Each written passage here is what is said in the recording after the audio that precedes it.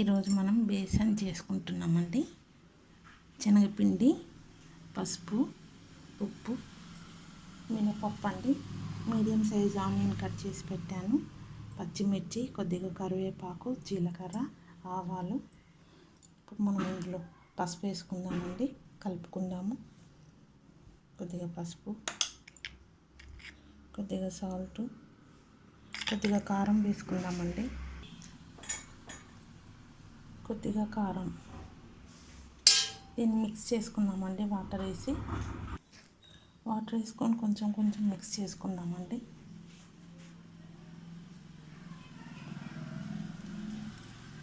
కొద్దిగా లిక్విడ్గా కలుపుకోవాలి. కలుపుకున్నాక చూద్దాము.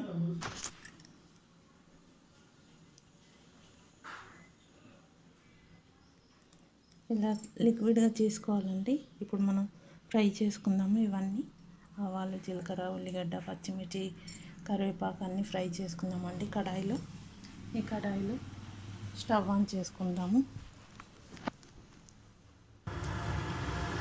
ఆయిల్ వేసుకుంటున్నామండి. ఒక పావు.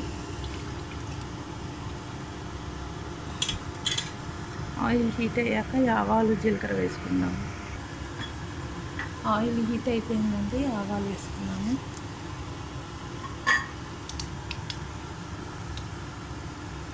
చిట్పటలు ఆడుతుంది కదండి. ఇప్పుడు మనం జీలకర్ర కూడా వేసుకున్నాము.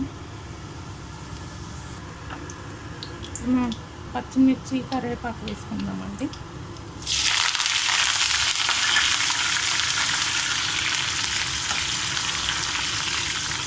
మినపప్పు కూడా వేసేసుకుందాము.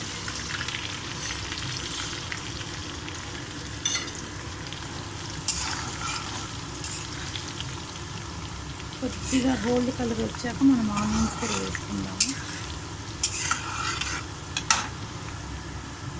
గోల్డ్ కలర్ వచ్చింది కదండి. ఇప్పుడు మనం ఆనియన్స్ కూడా వేసుకుందాం.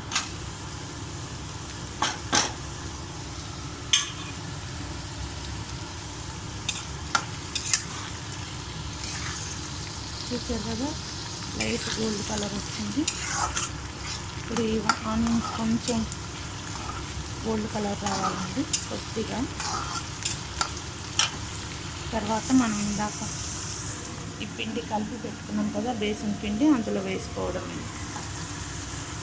కొద్దిగా పసుపు వేసుకుందాము.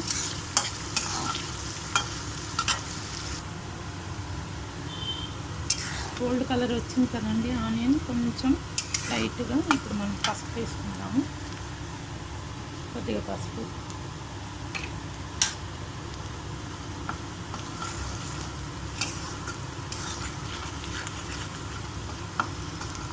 ఇందాక మనం బేసన్ పిండి కలిపి పెట్టుకున్నాం కదండి లిక్విడ్, ఆ లిక్విడ్ ఇందులో వేసుకోవాలి.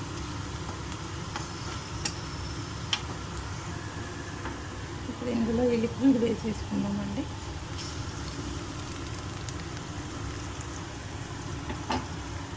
బాగా మిక్స్ చేసుకోవాలి, కలిపేసుకోవాలి.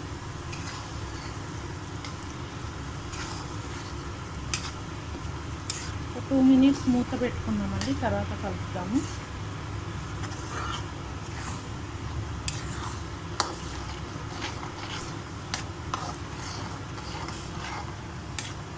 మూత పెట్టుకుందాము.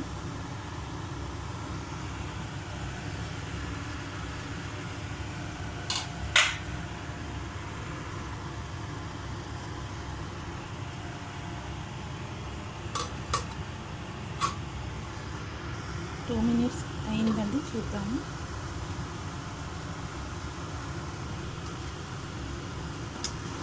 బాగా కలుపుకోవాలండి.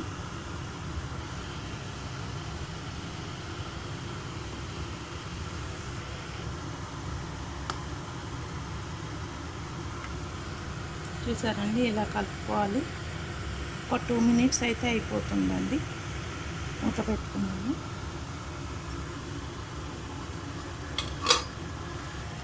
చూద్దామండి. కొంచెం లిక్విడ్గానే ఉండాలండి, కొంచెం మెత్తగా. గట్టిగా అయిపోవద్దు. గట్టిగా అయిపోతే చపాతీకి బాగుండదు. ఇలానే ఉండాలండి, స్మూత్గా. చపాతీకి, రైస్కి చాలా బాగుంటుంది. చపాతీస్కి, పూరీలకి బాగుంటుందండి. మన ఏమి బేసన్ రెడీ అండి. చూసారు కదా, చాలా బాగుంటుందండి టేస్టీగా.